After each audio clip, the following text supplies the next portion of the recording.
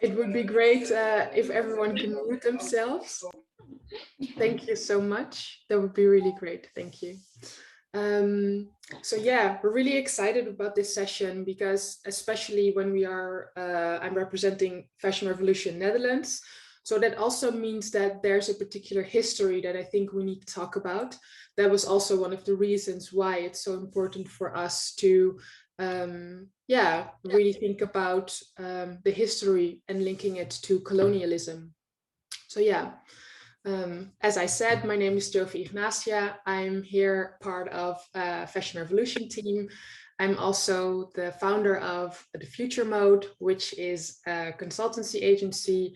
I also do workshops and research within design as well. And I want to introduce our speakers of today. First of all, Joline Jolink. She's a Dutch fashion entrepreneur that designs, develops, and produces on her own terms. Sorry, can you mute yourself? Thank you. I think we're having a little bit of technical issues, but it would be great if you can all mute yourself while entering. Thank you so much. So I'll start again. So Joline Jolink is a Dutch fashion entrepreneur that designs, develops, and produces under her own terms. And for her, sustainability is the core focus, not only as a brand, but also as a person. Welcome, Joline. Thank you, Yophi. Can you talk a little bit about what you do and sort of, how you ended up here in short? Ended up where?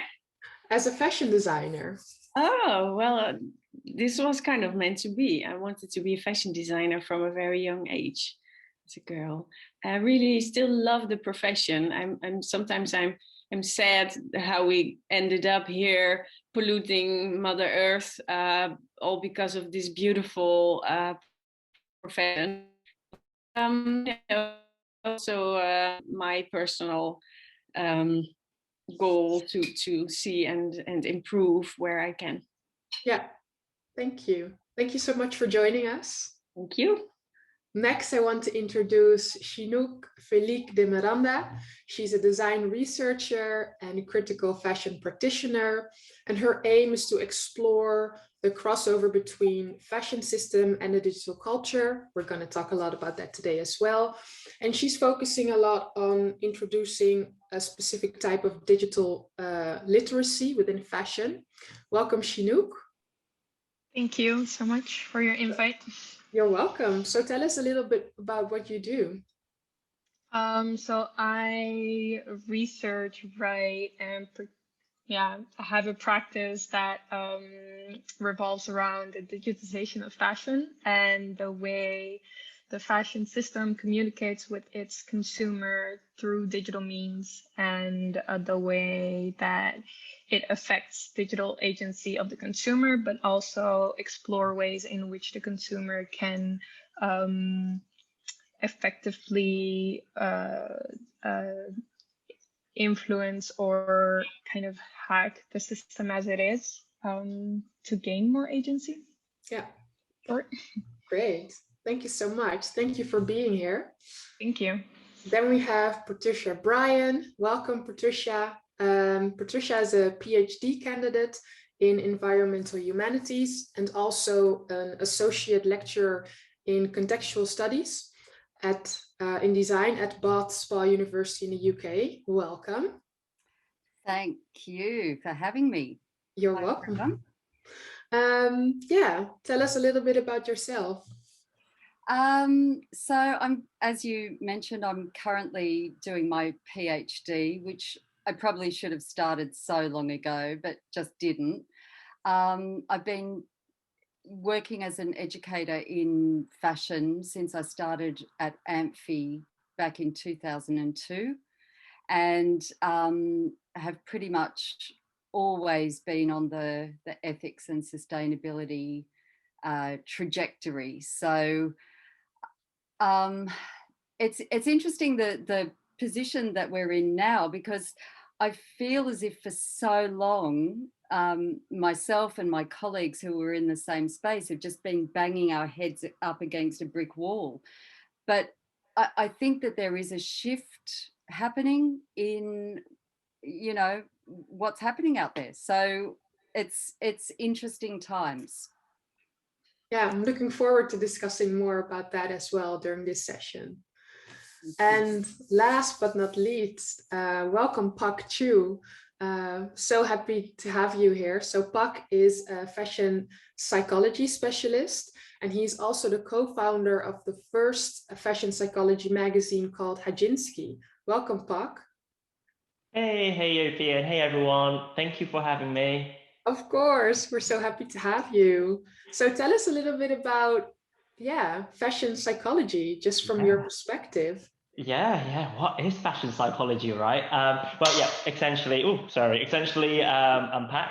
Fashion psychology, what's fashion psychology? Well, fashion psychology is about this study of human behaviors and, understanding how human behaves with clothes. Then hopefully my role is to help creatives and professionals to design better. So I guess my little bit background of how I came about with this fashion psychology is that I started off studying psychology. I worked in healthcare, mental health, well-being, and just can't let go of how much I love fashion. So combine all together. Luckily, there was a course on it, and that's what I'm doing. Maybe like a really good way to help what fashion psychology is for now and for the next hour and so. I think the way how I would talk about fashion, or in a psychology way, is that fashion is not just about clothes or trends. I think we're going to think about fashion as an act, as a ritual, as a way that it kind of touches our skin, our body, our minds, and that kind of influences the way we behave, we consume. And hopefully from that point on, we can help to bring insight to help fashion to be a force for good. So I feel like I'm rambling on, so I'll hand it back to you. Love to meet you all. Thank you so much. So before we dive into all the questions and the conversation, if anyone has a question, just put it in the chat.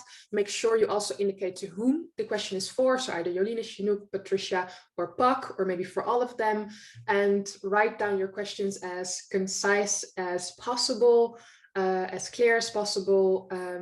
But we can also, if you want to ask the question live, that's also possible. So make sure you say that in the chat, and I'll ask my Fashion Revolution team and assistant for today, Nienke van Egge. Thank you, Nienke, for helping me today to unmute or ask you to unmute, and then you can ask that in real life as well. Yeah, perfect. So let's dive in. So I think one of the most important questions for me is, what does mental health look like to all of you when it comes to fashion? And I want to hear from all of you, but Joline, I'm very curious about, personally what it means to you. How do you link mental health and fashion? Well, for me as a designer and an entrepreneur, I think to be able to work in total freedom is at the core of feeling mental healthy. So working in fashion can be very stressful. There are deadlines, you feel responsible.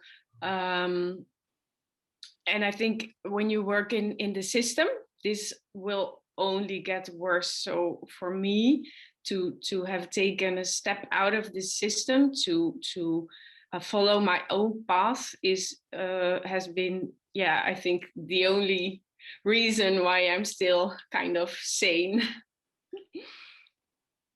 Yeah, and I have some other questions on that, but just to dive into it now already. So what makes you talked about it a little bit in your introduction. So what makes your business different than doing business as usual when it comes to the fashion industry? Well, sustainability is our main priority. So we make different choices. And as I already told you, I have the freedom to do so because I created my own rules.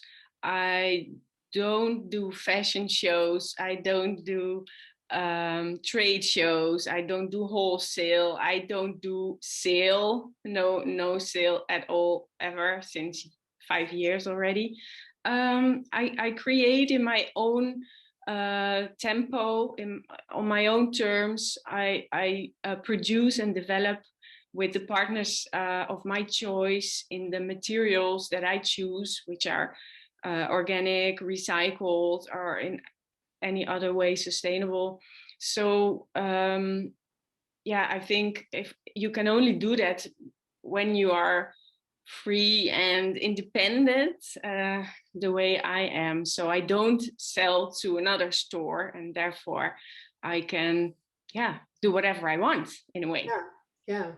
That's amazing. I think that's something to aspire to as well for everyone that's watching and other people who are sort of thinking of setting up their business in that way. And was it difficult to switch that, or did you start immediately with that from the get-go? No, for sure. It was a quite, yeah. We come from far. It's been a road, I can assure you, because a lot of it is already so, it is so clear to many people how to do it, but for me it wasn't. So if you ask questions and you listen to your gut feeling a little bit more, and if you realize that if money probably is not your main goal, then you can be generous and work together, or just take a step back and reflect. Maybe this is a little bit too philosophic, but of course it's a practical challenge every day as well, because I have an online store and two stores, one in Rotterdam and one in Utrecht. So every day people want to come shop and buy stuff, and I'm like, I don't want to bring too many clothes into this world. There is enough. Let's take it slow. And so I produce under my own terms, and this also means not producing too much. So there is never too much. So this is a bit strange, but you can also, as a retailer, tell people sometimes, sorry, this is enough. This fits. I'm sorry, there's more in life than buying another pair or another. That's so true. And I'm then also wondering, Chinouk, the same question for you. So how does mental health relate to fashion from your perspective? Well, the way I tend to approach fashion is really from a consumer point of view. So from that perspective, I feel like fashion is something we engage with, and it's a system to partake in as a consumer. So to a certain extent, we as consumers simultaneously attribute a piece of ourselves into the conversation that we're having with fashion. And in my opinion, it should be an outlet for mental health and about enhancing and exploring and experimenting, as opposed to exclusion and oppression and obsession and this tumultuous creation of desire that just keeps you going, instead of creating the ability to, as Joline said, kind of stand still and appreciate the moment, which fashion often does not really allow you to do that. There's no time for it, or there's no space for it as well. There's no time, there's no space, because that's not what makes money. That's true. So, is that similar? Is that similar for you, Pak? Is that also? Can you sort of agree with that, or do you have a different take on that from your own experience? No, I agree. I think mostly agree with that as well. I think fashion is so important to everyone. I always say, like fashion is anything but trivial. And I think for me, if related to the kind of well-being, mental health, I think I always like the idea that fashion is empowering. Fashion carries a lot of human values, and I kind of embrace the good, the bad, and ugly of fashion, because I think each part of that does provide us with so much tellings about human behaviors and how we relate to each other and all that stuff. This is not to undermine like the mental health problems associated with fashion or with creators working in fashion, but it's definitely a wide spectrum that covers a lot of who we are, essentially. Yeah.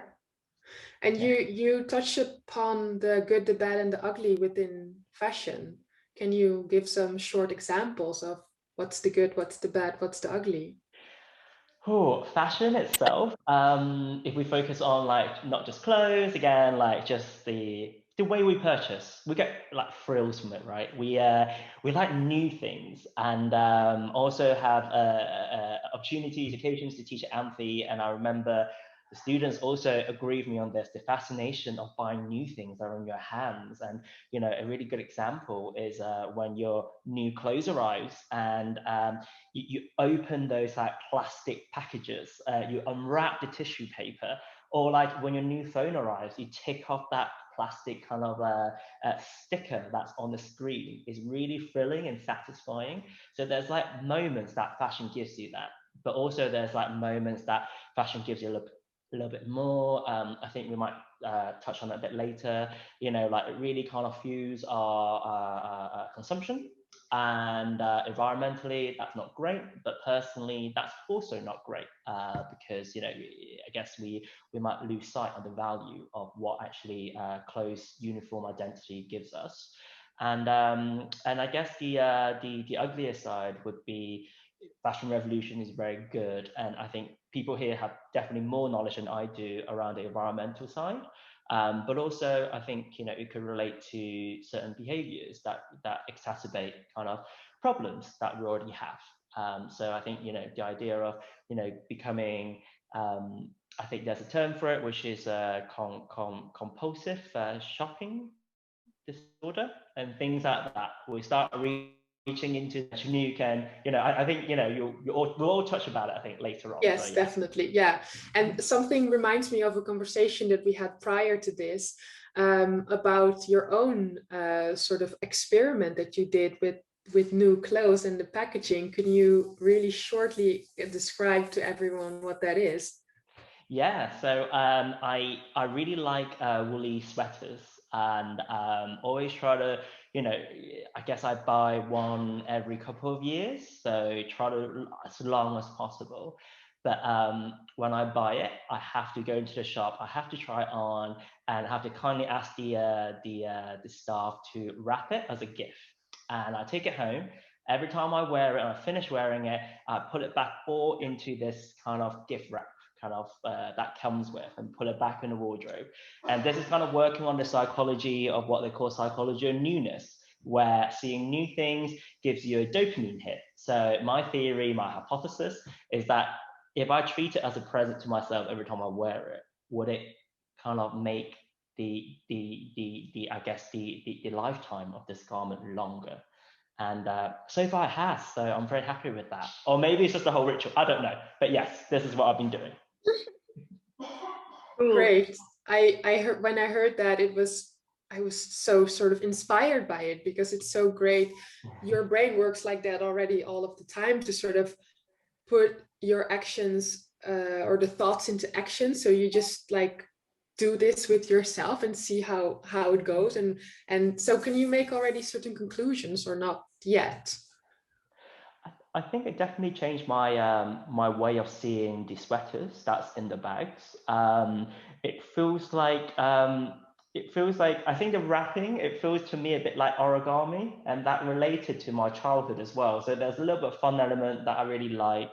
I think the thing I'm taking away from it is that everyone will probably have their own practice of how to just carry on loving the clothes they have. And this is kind of my way of practicing, with a little bit of kind of what I know about psychology, psyche and stuff. And hopefully, if I know more, I can share it with people as well. And then we can create and just, just see how others are doing with it. And yeah, it's bringing time and just get creative with what you can do, right? Yeah, great. Thank you for sharing that lovely story. Thank you.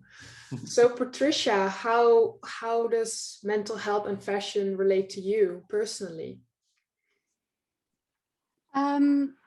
Yeah, I think that fashion and mental health is very much part of a broader conversation around humans' connection with, you know, the non-human. So I don't believe that we're separated from the environment. You know, we're part of it, we're entangled.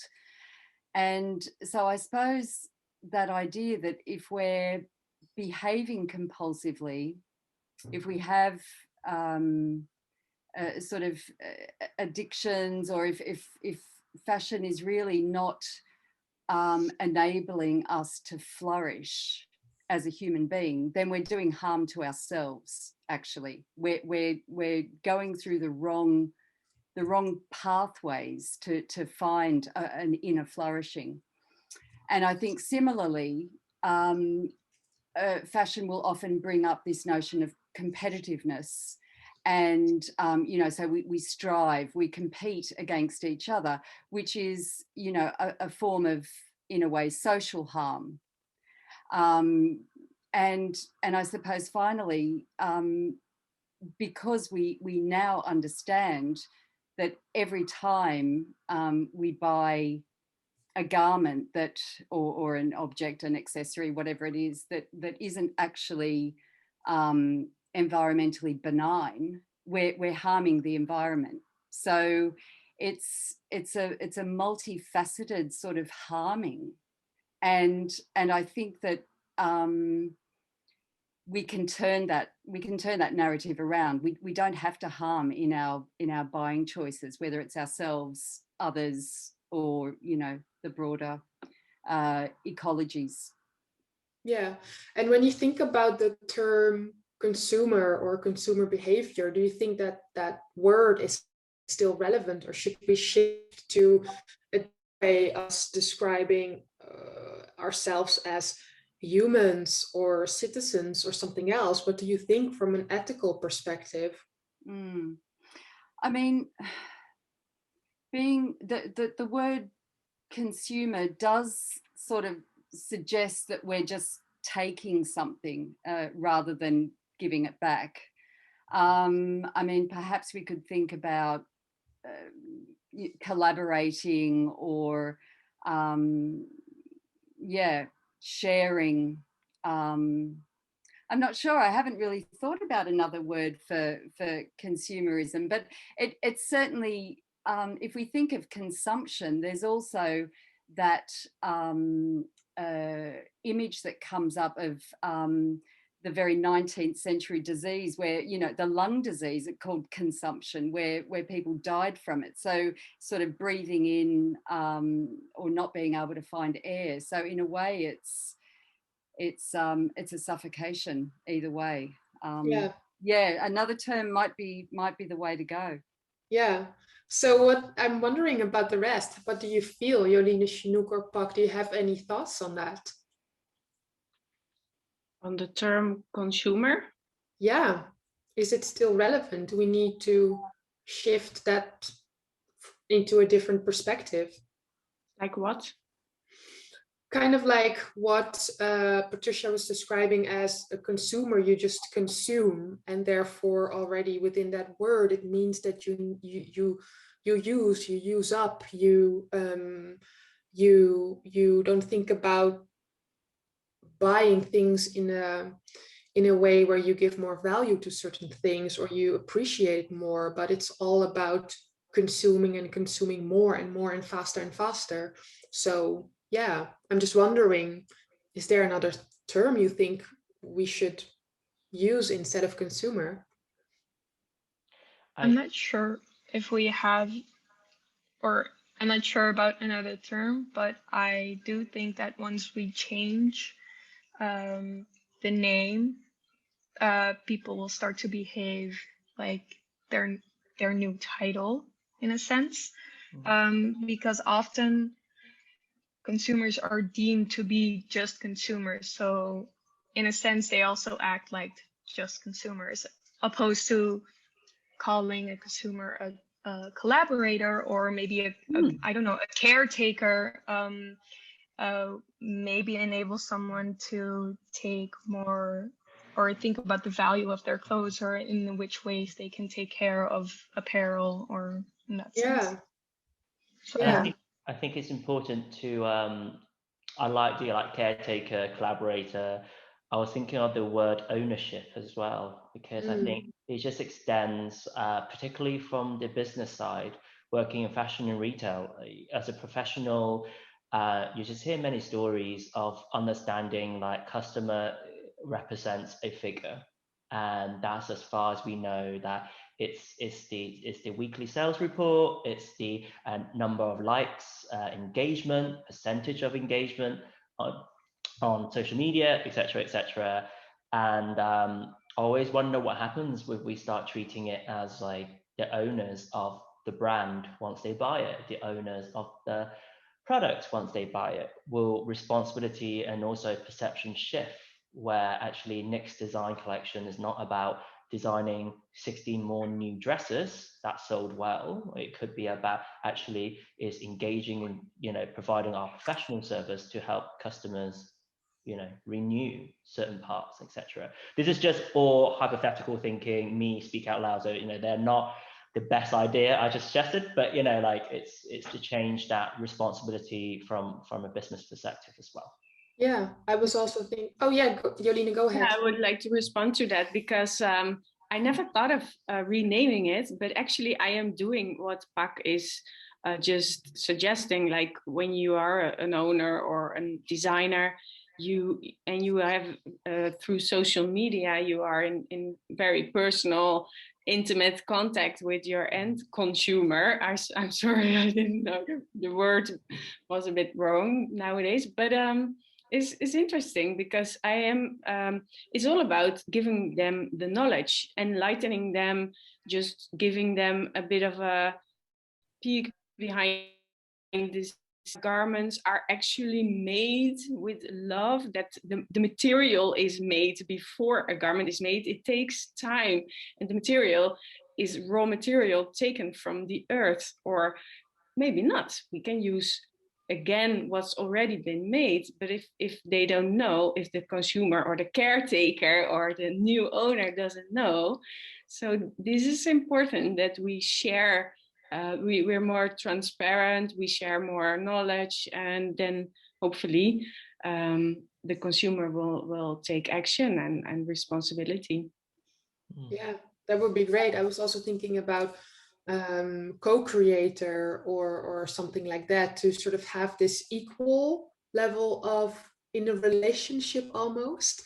Yeah, and I was also thinking, Joline, for you, what was sort of the tipping point from your own sort of experience where you thought, okay, now it's enough, now I need to do something different because otherwise it's becoming too much?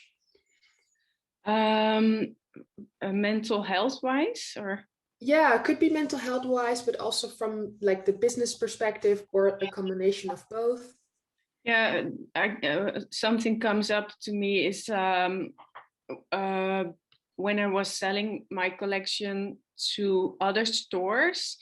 One season there was this top which was a bit oversized, and one store said to me, you know, this top is not good, I want to send it back to you because the sleeves are too small, too narrow.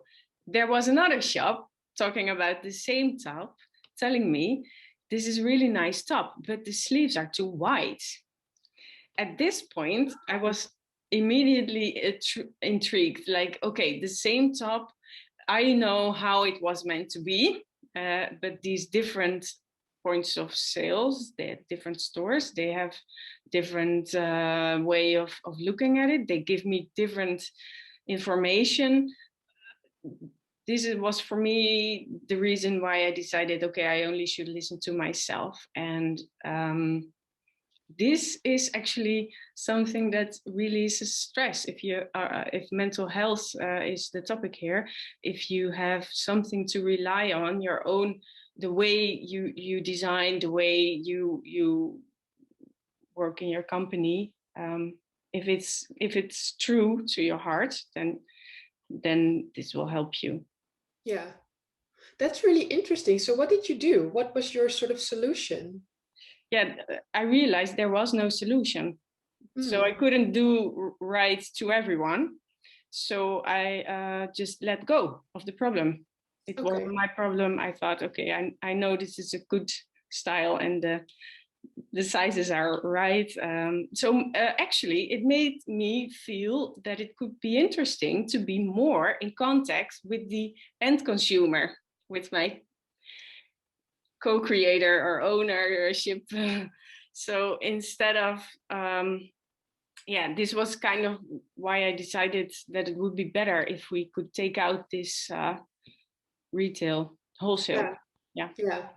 So at the end, lots of stress lifted off your shoulders? Yeah, of course. Yeah, great. Thank you for sharing that. Because I think it's really important, because people have no idea that you get pulled from left and right to sort of please the buyers and other stores, but initially it's your collection, your ideas, your vision. So I think it's really good to stay on track, but I can also assume that is difficult, but it was, and you sort of pushed through it as well. Yeah, it's a thin line. In a way, you want to participate, you don't want to really you want to be involved in the system to make the change from within. But at some point, you really have to choose for yourself and decide that it's better to step out. Yeah. That brings me also to something else that is linked with that is the notion of beauty, and what do we feel is beauty. And I want to ask Pak Chiu about sort of your history and sort of growing up in Hong Kong, where there's a really different view on beauty, but it's also really toward this Western perspective. And now then you lived in the UK, but now you're in Amsterdam. So how was that for you growing up there? Yeah, so I moved from the UK to the UK, sorry, when I was about 9 or 10. Hong Kong basically was handed back to China, so I grew up in between, and I think it kind of like I kind of have a problem with sorry, there's a really loud speaker outside my house. Give me a sec. I think he's just driving through. Oh, I hear it. Yeah. Anyway, so I think it kind of developed a problem where if I can say if I'm very honest, I don't like my eyes. My eyes are not the typical eyes that I've been kind of brought up here to understand and like, because as a young kid going to an English school, I was the only, well, there were 2 other Chinese students in that school, and the school was 1,500 people, and they were all just white, lovely, but people will make fun of your eyes. But equally, I remember mum always say that, you're not a pretty child, because Asian culture also very frank as well. You don't have dolly eyes, they call it. So in a way, what I've really learned is that I don't like my eyes, because it's this kind of like this ideal of a beauty that I think, and related to today's topic, is actually this perception of what beauty is. And growing up in a place called Nottingham in the UK, Patricia, you might know Nottingham, but you might not. But growing up in Nottingham, where predominantly very white, and also growing up in Hong Kong, partly in Hong Kong, where it's, let's say it is really a colonialized city. I got it from both sides to say that actually Asian eyes are not pretty, Asian eyes are not beautiful, and you should have Western eyes. What it means that it just reminds them of Hollywood films, and also of dolls, and you know, like this fold underneath your eyelid, where actually it's a very common surgery procedure in Asia as well, to get this kind of perspective. And this really reflects the idea of, you know, I guess in a psychology way of seeing it is the idea of self-concept. And within self-concept, you know, you've got this actual self, you know what you look like, but you always compare it to this ideal self. And I always feel this ideal self has always been around this kind of the values, the aesthetics that's attached to I guess to a Western kind of physique. And you know, it just makes me wonder, like, what happens to our mental well-being? What happens if I'm never satisfied with my own eyes? What happens if I'm not satisfied with my own skin? And you know, actually, is that healthy? And I think there's enough evidence just that actually, you know, there's issues on self-esteem, self-confidence, self-assessment, etc., etc.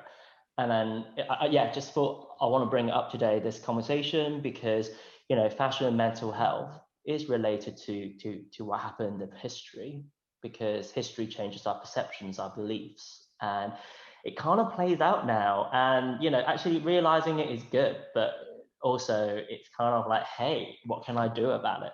That's and kind of the next step. And then are you then specifically talking about that Hong Kong used to be colonized by the UK, and therefore all those sort of systems are still in place, and you still see that now in Western ideals, beauty, fashion, everything?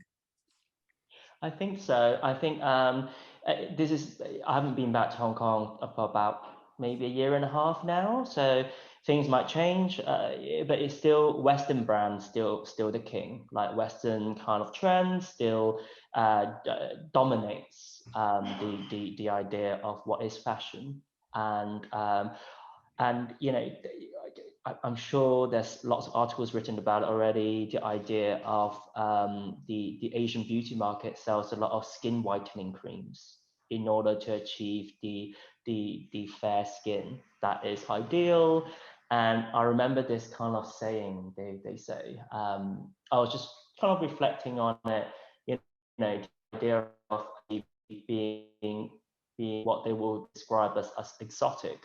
You know, like colonies will come to teach us what is right, and you know, exotic is not, you know, is not civilization. So in a way, you know, we have to be civilized, and I think it does run deep in the culture that I came from in Hong Kong. Yeah. It's not a criticism, it's just how people behave there, I guess. It's just a fact, it's just what it is. Yeah, it is what it is. Yeah.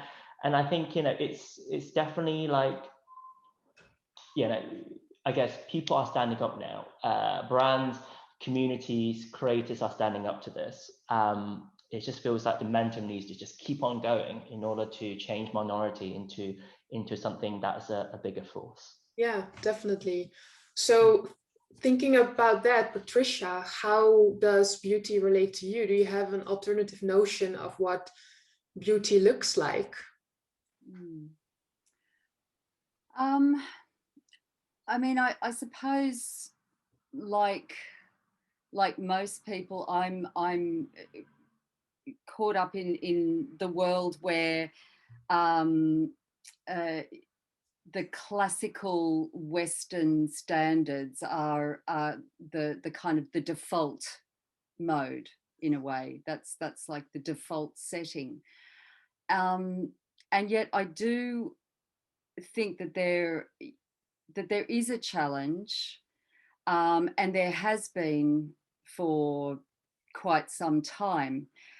I also think, though, that within that classical Western beauty standard, if alternative notions of beauty are presented, oftentimes they're presented as being not quite on par, as sort of slightly less tasteful. I was discussing earlier about, for example, we might consider the Kardashians.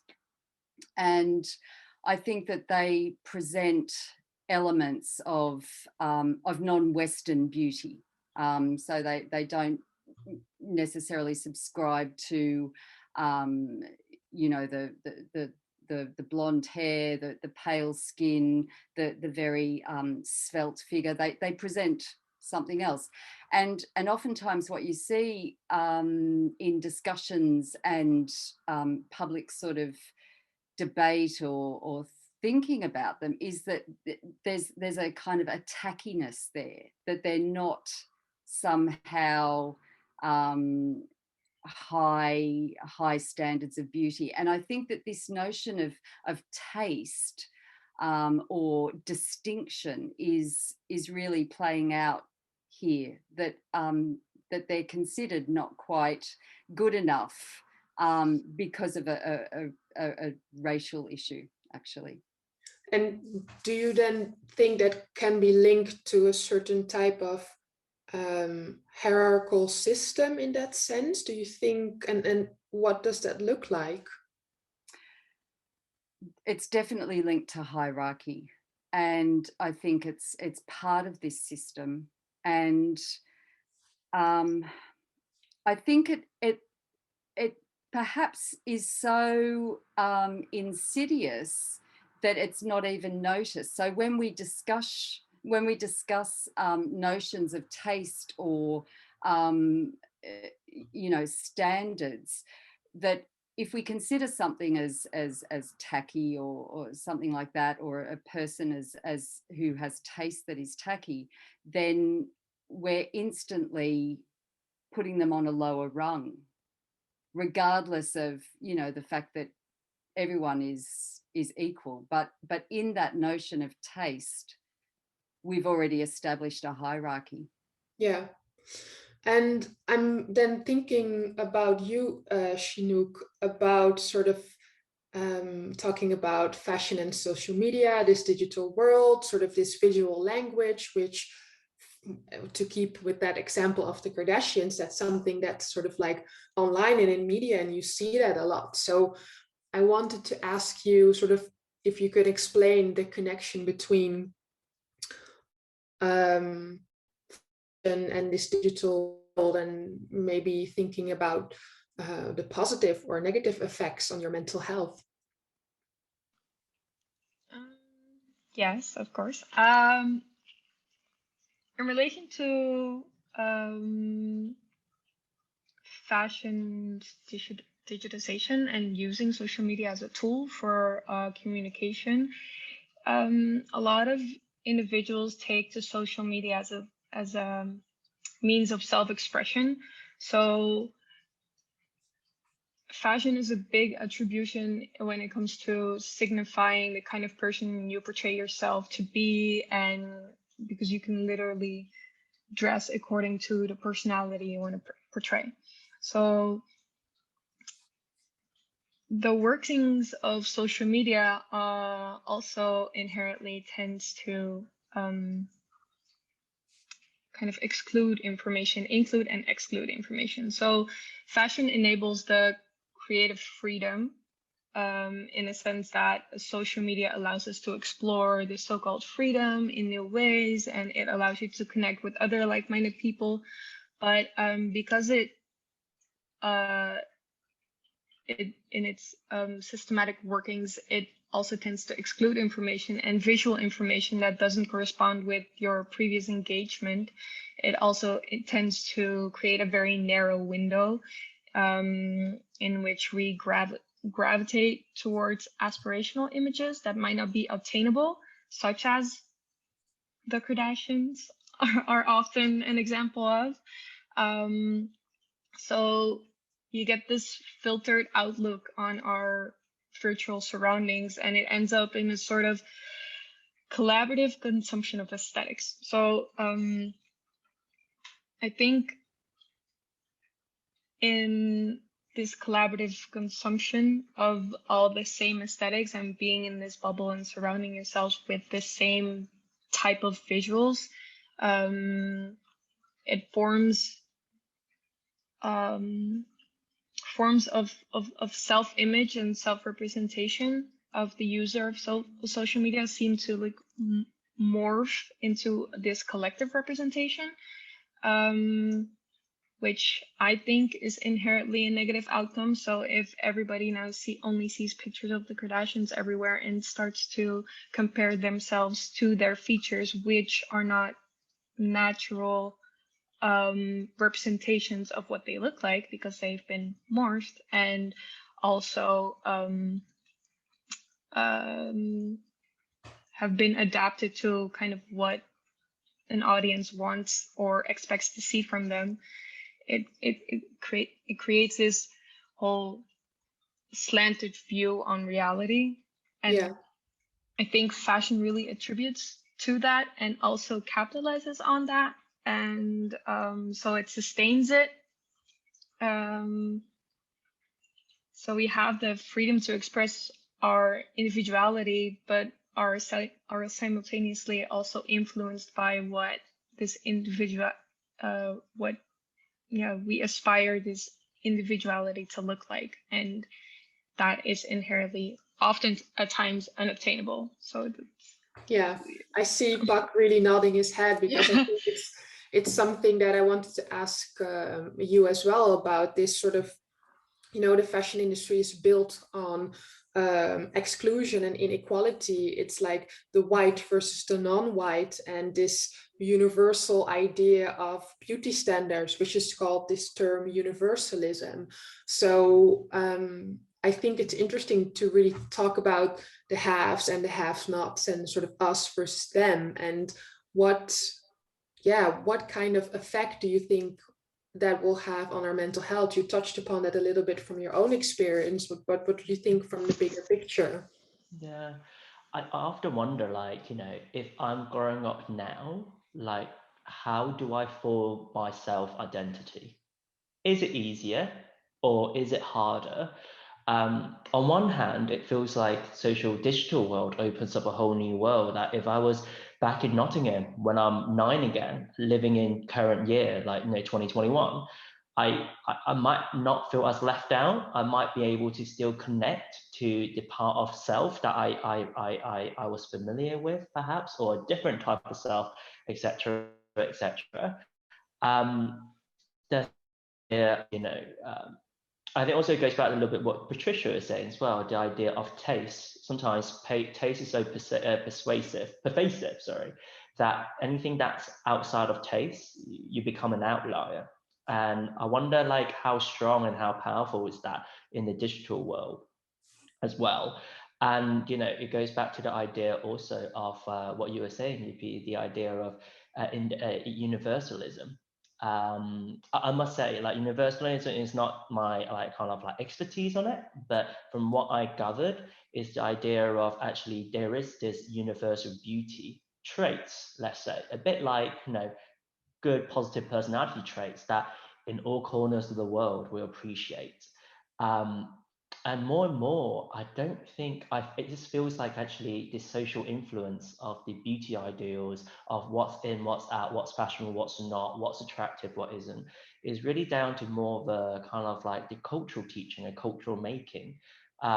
Because more evidence are showing now this idea of, you've probably heard about this, there's kind of a popular theory where the more symmetrical your face is down the middle, like both sides, the more attractive or appealing you are. But actually, a lot of psychologists are critiquing that finding, because that finding wasn't done on a bigger group to say it's representative, but also that finding or related findings has been done by kind of a Western eye on Western culture. If you actually replicate that for a study, that finding in different cultures, it'll be very different. So the idea of, another theory would be, masculinity, and people are naturally drawn to men with wide jawline, because evolution tells us that he's the strongest one out of everyone else. But there's a lot of flaws in that, because I would argue now that evolution will tell us that anyone with the biggest thumb would probably succeed in life, because they'll be very good on their phones. they can reach a lot of apps on their phones, etc., etc. So, you know, like there's all these kind of faults that goes on.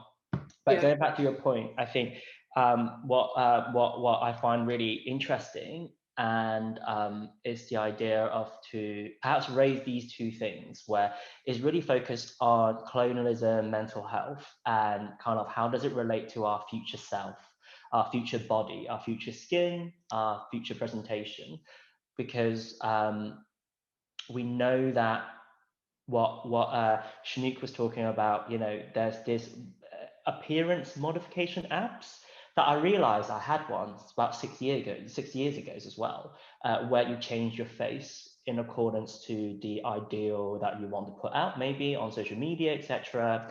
And last week I came across a study done by Dove, the body care kind of company, where they asked 500 young women, and they said by the age of 13, 80% of let's say girls, right, because they're teenagers, have already used this distortion app to put themselves online.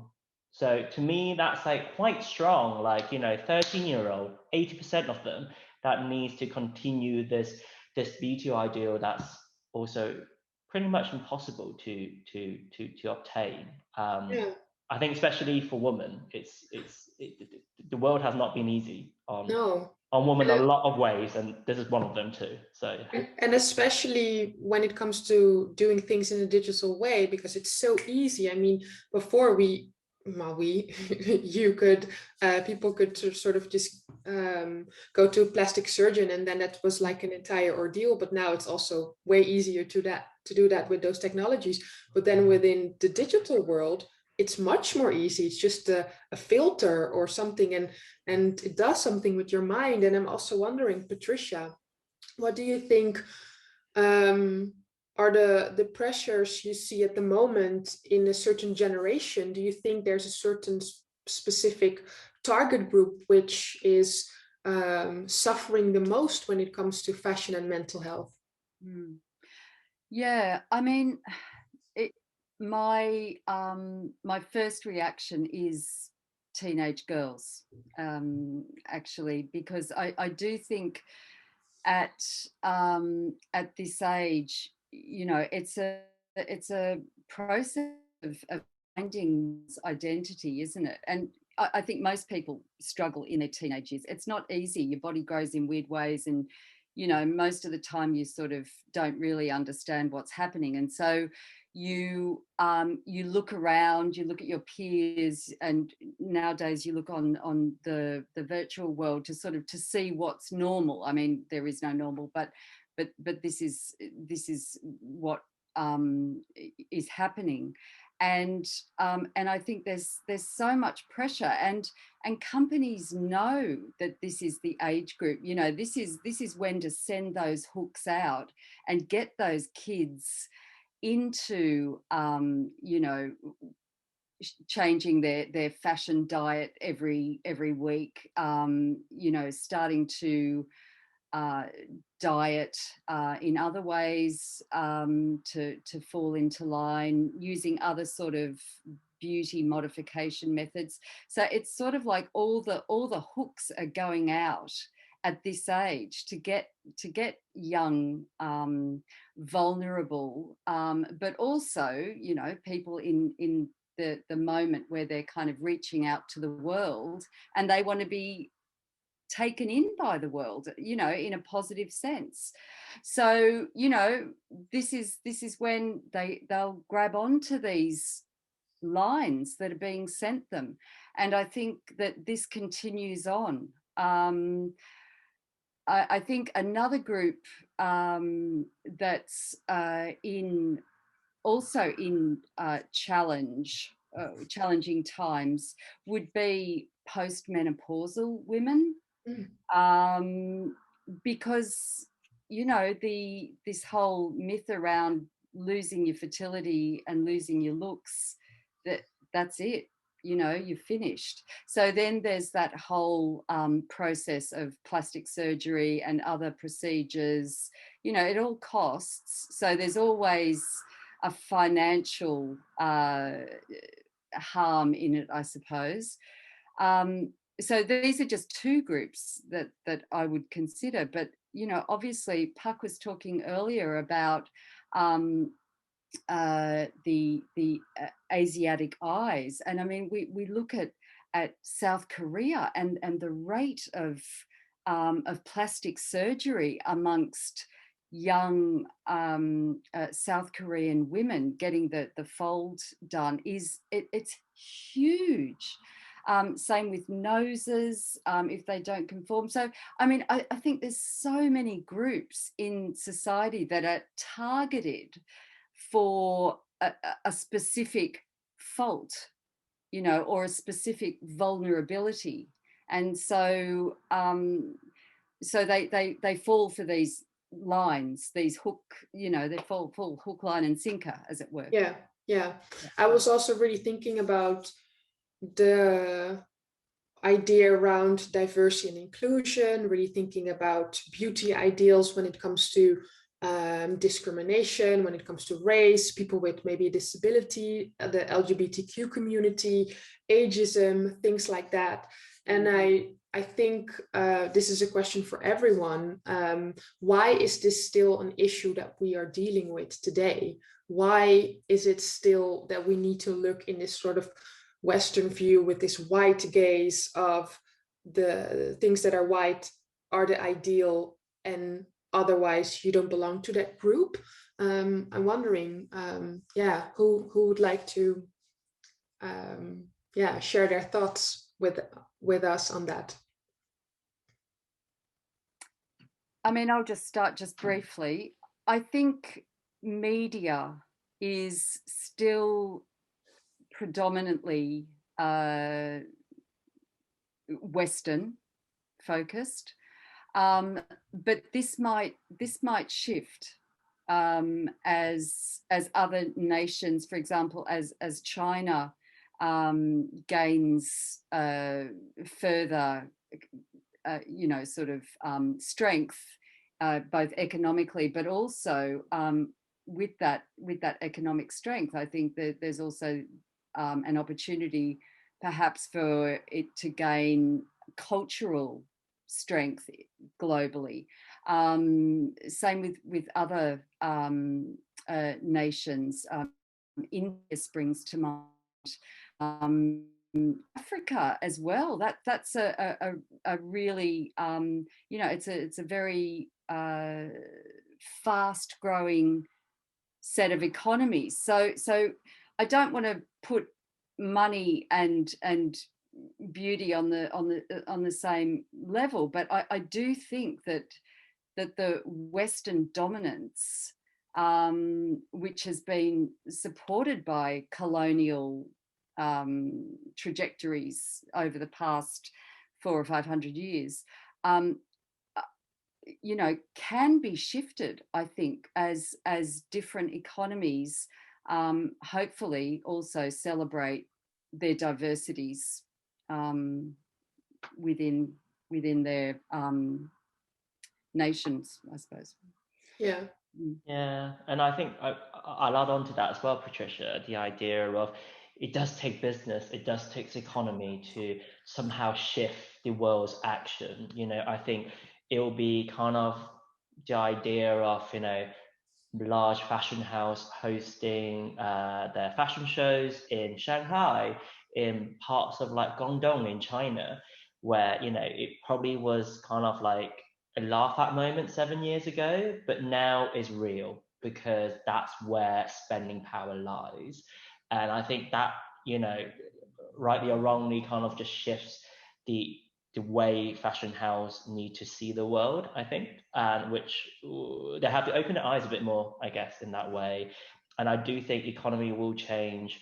You know, I think in a fashion kind of system, there's only my view that ethnic minority is act as a service to bigger brands. So, you know, we can see the demographics in workers in the chase for the cheapest labor around the world, and usually is to places the country is, you know, like a war-torn city, you know, like things like that. And I think economy, the way how kind of geopolitical kind of shifts, hopefully we'll ask a different question of, are ethnic minorities just of service to big Western brands? And I think that would be super interesting, and let's see what happens. And I think on the other side, you still get this push, this extreme push, I think we also see around us, where the world's getting more polarized, right?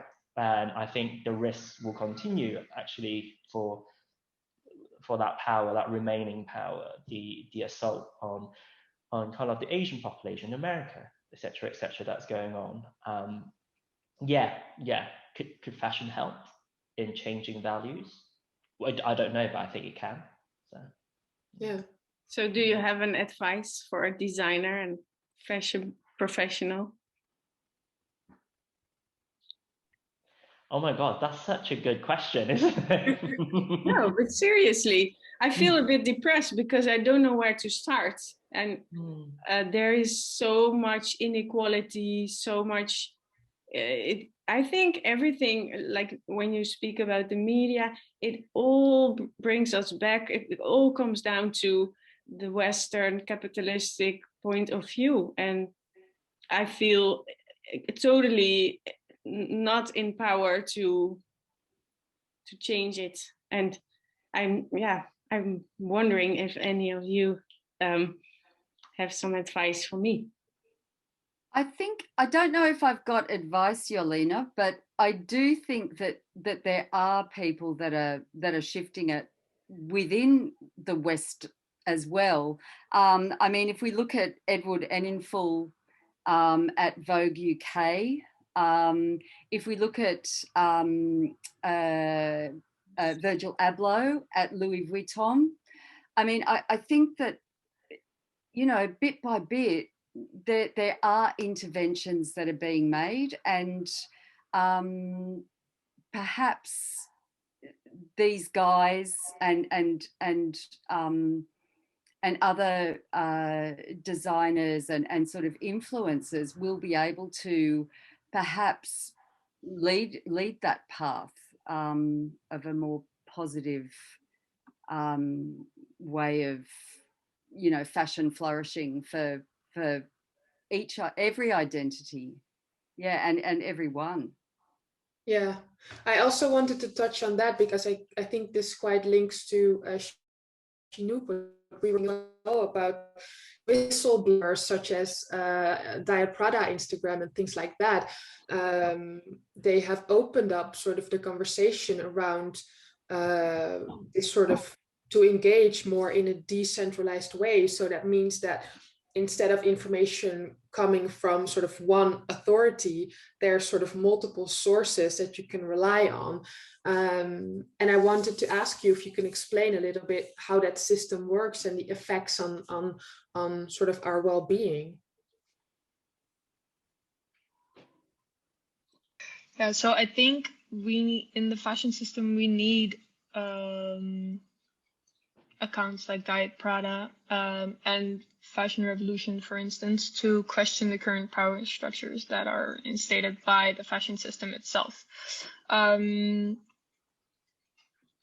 So I think this digitization of fashion, and especially accelerated by COVID-19, where means of communication overall was mostly digital, consumers have had the opportunity to partake in a conversation or that was previously only within reach for those who were exclusively invited to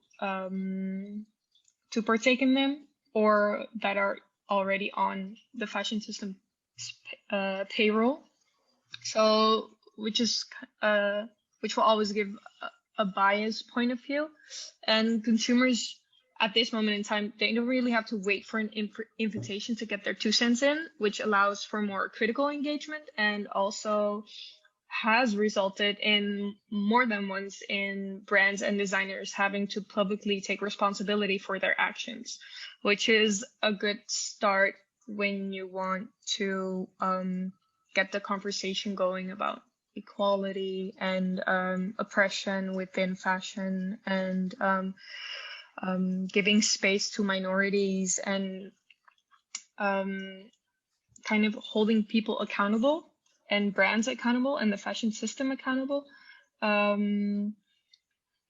We can always question the sincereness of the apologies and statements, but it does give the consumer or the participant of fashion a sort of agency that we haven't experienced until this point in such a direct manner. Yeah, so I think this power structures and this power relations of the fashion system and the way that we also tend to forget that there is this white savior complex that exists, and also it exists also in fashion. Can you explain a bit what that means? What's the white savior complex?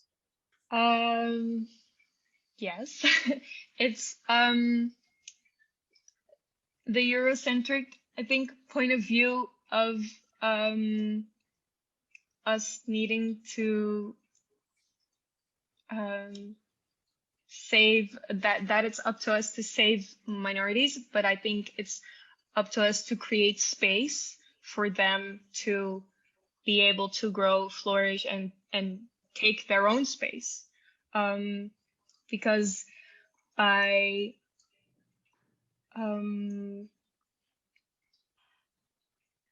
yeah, I mean, I could go on and on and on about this, but and I think it's a whole separate discussion. But I think we do not need to forget that the fashion system or brands, such as Pak mentioned, they do have fashion shows in, for instance, China and Asia, but they do it.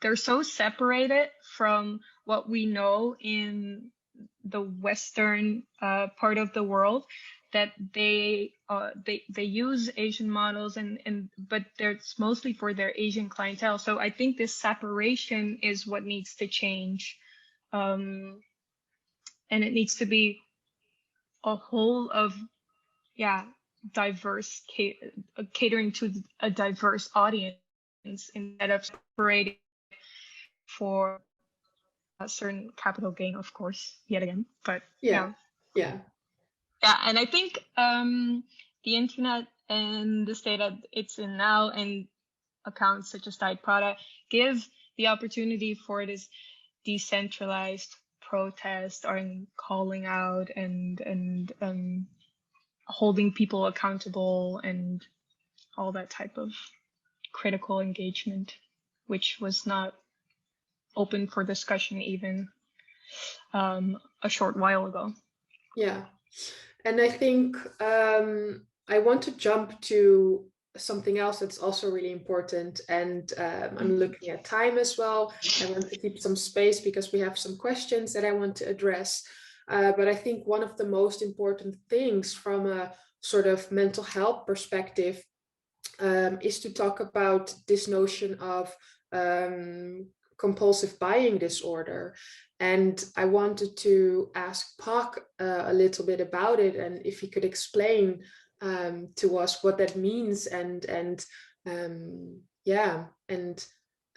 sort of the things you can almost compare it to as well.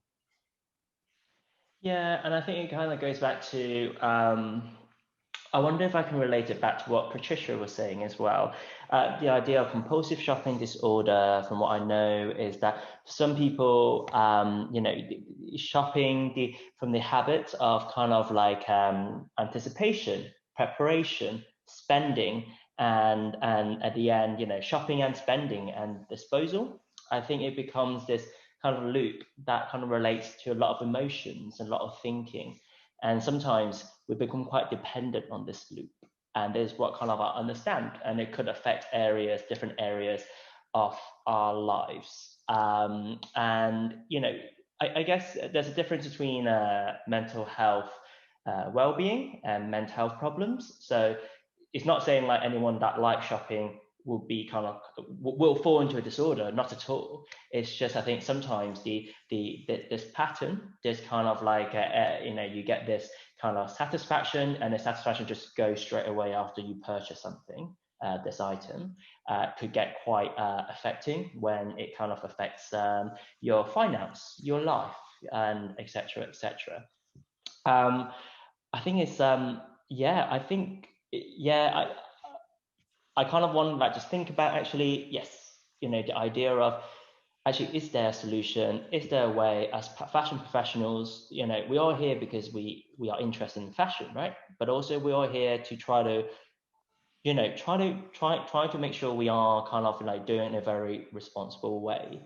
And I think Joline might touch on what you do already, is that if you're designing from your heart, if you're designing that you actually care about the product already, I think you're changing the perspective of this consumption model. Now, going back to this idea, this 4 phases of a compulsive behavior trait, let's say, right? The idea of anticipating, preparing, shopping, and spending. It feels like the large company as a whole are very good on those 4 factors. They're very good at getting us to anticipate, right? The exclusive deals, the hype that's very popular now, and then the preparation, the shopping so easy for us. And I guess as a business, I guess the idea is really about what am I designing for? What is the end product? And if the end product is just to provide frills, then perhaps it's not about clothes. I can provide that in a much more sustainable way. And actually, if I really care about creating clothes, then what other values do clothes carry that people like to own and to wear? And I wonder if we're changing that kind of outcomes, that kind of like eye on the top level of business to all the workers, etc., etc. Would that perhaps change the way we continue to accelerate these hooks, Patricia was saying, on younger people, let's say, or on our shopping urges, Yeah.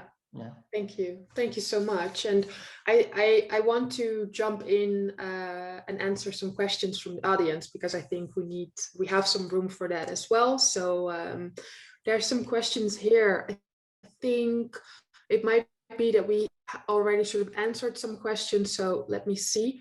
There's a question to all of the speakers. Do you think legal action or legal input via legislation, etc., could combat how we view beauty and fashion?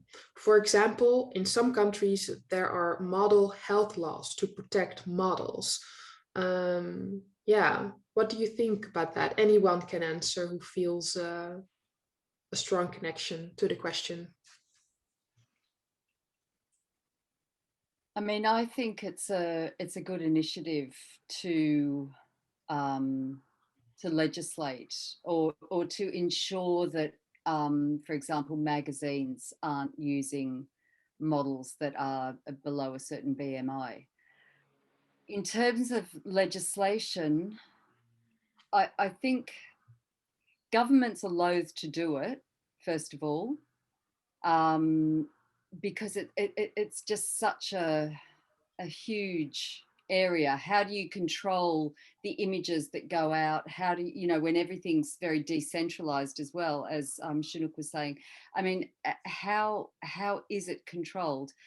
Obviously, yes, a fashion magazine, the editor can decide, I'm not using this model because she is under, a certain BMI. Yeah, that's a simple solution. But it doesn't necessarily take the problem away. I don't know on that one. Don't know if legislation can work.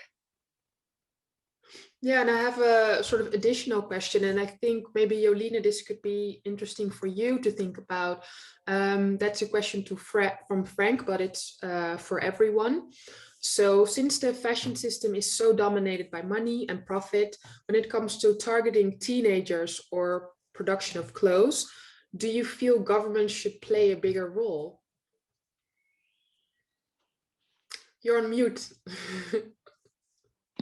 Yeah. Yeah, maybe because I feel limited. As someone earlier already stated, the bigger companies, they seem to have all the power, and but they are not willing to look at other values than money. So these maybe are the companies that need to be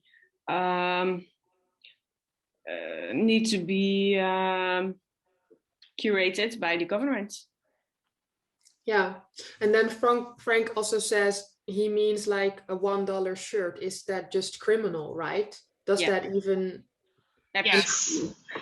And how come that is still something that is out there that can be done, and no one will say this is not ethical from that perspective to have even a $5 shirt? Also not. Yeah, I don't know.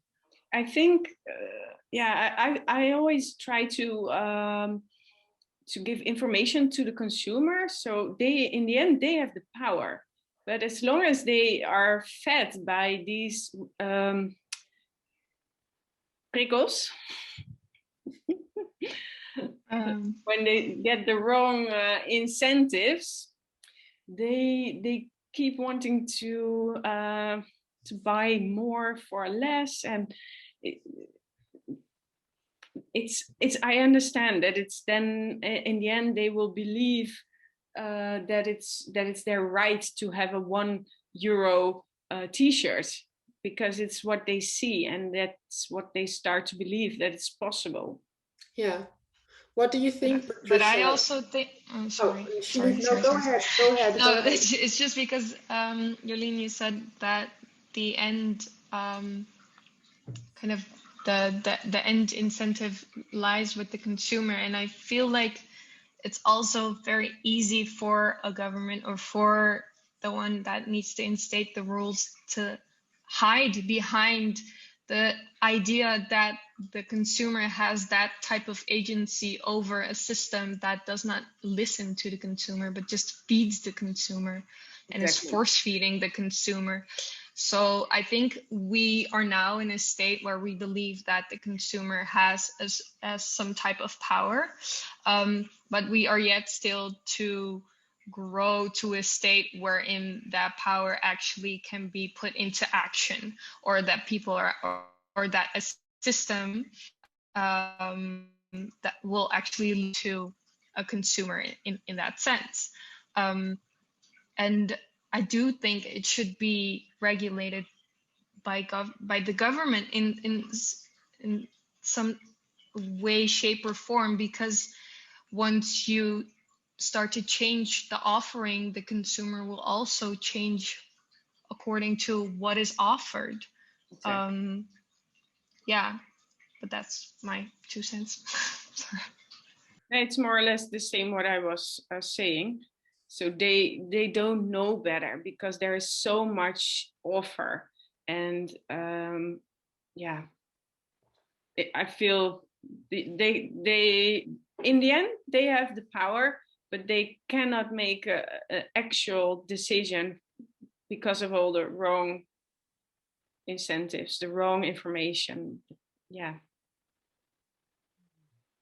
Patricia, anything you would like to add on that? Yeah, I think it's interesting, perhaps the notion of degrowth, and I've just been reading this whole sort of it's this whole big area where, you know, we have to accept that we've reached our threshold, we've reached our limit, and we actually have to take that on. And there's an author, Georgios Kallis, who says that actually we have to practice collective self-restriction. So whether or not that's you know, taking control of a situation, it's, I suppose, going back to this idea of doing no harm. So doing no harm to oneself, but also acknowledging that you know, with any small gesture that you make, you know, you try not to do harm to others as well. So it does come back to the consumer, if we want to use that word, or back to the the individual. But I think this idea of collective self-restriction, which is also supported by businesses that kind of acknowledge that they've reached the threshold as well, which is, I think, where Joline is coming from in her business model, that you can't just keep expanding on forever. It doesn't work. We've reached the threshold. We're over 20% of the world's capacity. The human, individuals are not feeling any better for having more. So, I think do no harm is perhaps a way to go. Yeah, that's a really nice concept to really think about that in that matter, in that do no harm, and that we need to think about the environment and Mother Earth and put her first, instead of always thinking about our own as consumers or the sort of caretaker role. I think we need to put ourselves not at the highest on the top when it comes to this sort of hierarchy, but really think about it in a different way. And I think I also wanted to ask, there's a question from Julianne, it's to all speakers, but feel free to jump in, whoever wants to answer this. So can you share data on possible increase of mental health problems within the fashion industry caused by the current global pandemic? For example, increase of suicides and things like that. And I was also thinking about, there's another question that I had for Joline, about sort of all of the pressure and all of the stress when it comes to being a fashion designer. In 2010, Alexander McQueen committed suicide because of all of the pressures and everything that's been going on. I'm wondering who puts that type of pressure on you as a designer. Where does it come from, and why is that sort of still there? Well, in the end, it comes from within. I think most of the designers are very sensitive, and this is their strength and their weakness. For example, I can relate that whatever's going on in your own mind and body can be even more stressful than trying to make the deadline, because if you really want to do good, sometimes a lot of people are depending on you. Like, for example, I can imagine Alexander McQueen felt that way when your creativity feels like it's completely running out of hand, because there is so much money and people involved all of a sudden, while it probably for him just started like for me, creating in your grandmother's home with fabrics, and that's not kind of how you thought it would end in the end. So I think it's actually you are your own worst enemy when you are creative. But of course, this is also established by the system. There is a lot of time pressure, a lot of prestige, ego. You can imagine if you really want to, you're as good as your latest collection. And this, of course, your creativity is part of your identity. So when people don't like your work, you cannot not feel personally involved. So you have to find your strong core. So you're able to move, you feel whatever is coming at you, but you're not going completely down. You're able to get back to your core. Yeah. And Pak, I think maybe this could also be interesting for you. So is there any data that you can share sort of on the possible increase of mental health problems within the fashion industry caused by the current global pandemic? Or can we already say something about it because we're still in it? Yeah, it's such a, I think that's a really important question as well, because I think, you know, perhaps like for the talk, we focus a lot of mental health as consumers, but I think mental health as a creative is crazy, right? The pressure, the it's so personal to the work that they do as well. I, I I must say I don't know the current data of what happened after the pandemic. I do know that the pandemic has affected, like all job sectors, does have a whole huge strain on people's mental well-being. I think my interest is, you know, also the, let's say the system has been, I guess, affected. You know, especially to people who are kind of like garment workers, you know, like the infrastructure is not available anymore. And also, you know, what happens to others, that, you know, it just feels like kind of the impact is all interrelated as well. It's all kind of like a web.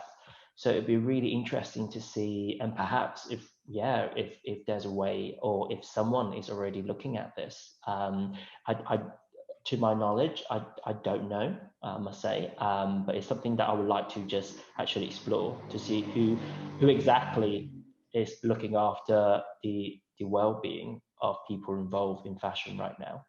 Yeah, It's all people involved. Yeah. yeah. I think it's heavily impacted as a sector. So Yeah. yeah. I wish we could talk like for another hour, but unfortunately, I need to start wrapping up. And I have one sort of final question that I want to ask all of you. Hopefully, you could answer sort of briefly, short and snappy. So, what other conversations, like regarding this specific subject, do we need to discuss when it comes to mental health, fashion in relation to colonialism? Because we're thinking about finding different ways to continue the conversation, because it's really important. But what have we missed today? What are things that we need to discuss? I'll start. Yeah, Patricia, go ahead. Sorry, I was just going to say, I think Linamore in the chat makes an interesting point, and Pak just briefly touched on it. The pressures on the textile and garment workers, you know, in the global south, I think, that's how fashion revolution started. And yeah, perhaps that's something that we can better integrate into the conversation.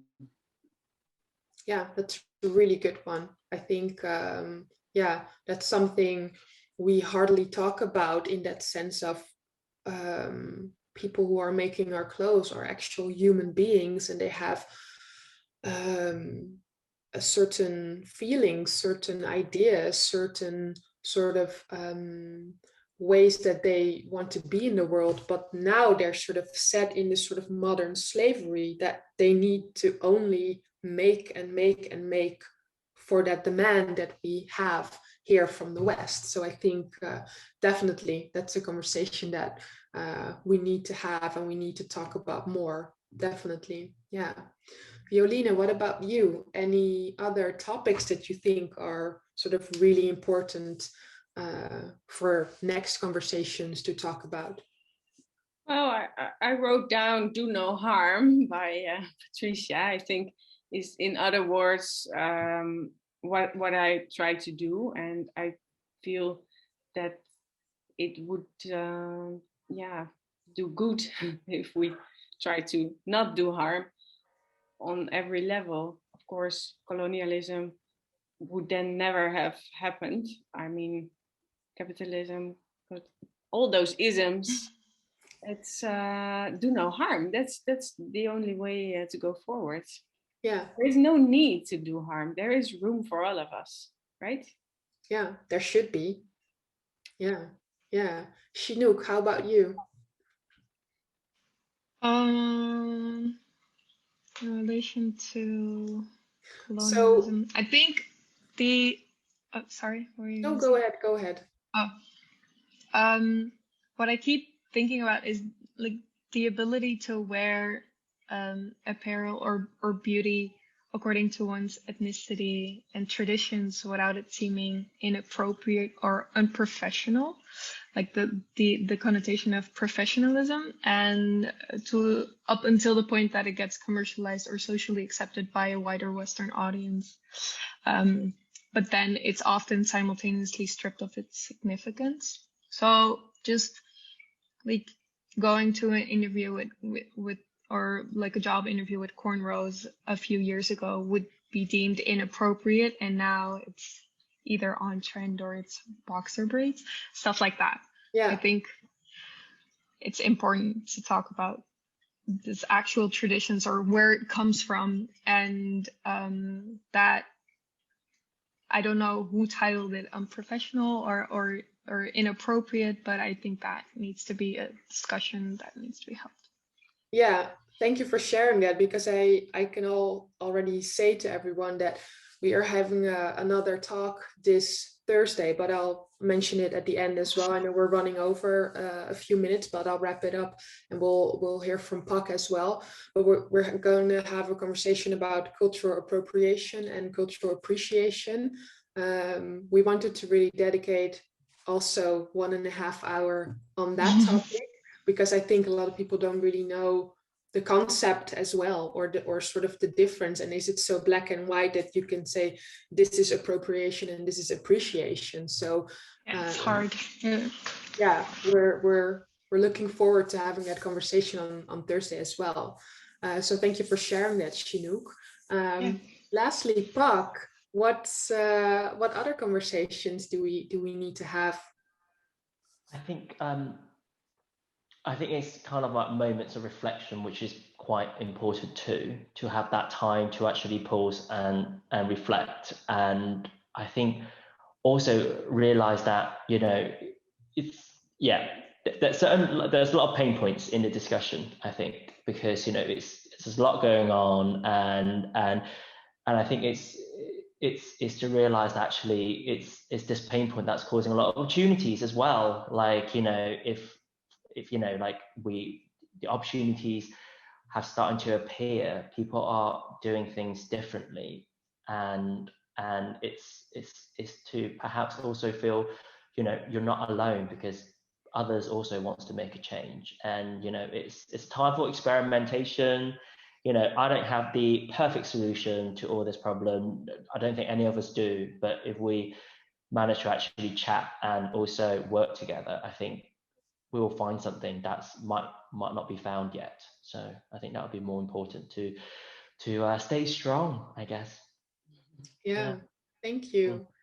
I want to thank everyone for watching and being part of this conversation. Really, as I said at the beginning, something that, yeah, we really wanted to dive into these other aspects within the fashion industry that haven't been really talked about a lot. And I think mental health is one of the most important things from our own sort of perspective, keeping in balance and things like that, but also in relation to fashion and colonialism. So thank you so much for being involved. Thank you all the speakers, Joline, Patricia, Pak, and Chinouk. Also everyone that was involved in the preparation for this event. Thank you so much. As I said before, and hopefully my colleague Nienke can put in the chat an overview of all of the other talks we're going to have. So it will be this Thursday, we're talking about cultural appropriation. And then next week, here's the overview. Then next week, it's on Monday, colonialism in disguise. So we're talking about fashion supply chains and waste. And then we're wrapping up next week on Thursday about why sustainable fashion must be intersectional. So I think those are super exciting for us. Hopefully you can join us as well. So yeah, thank you so much and enjoy your evening. Thank you all for joining us. Thank you. Thank you. Take care, guys. Thank you. Bye. Take care. Thank you.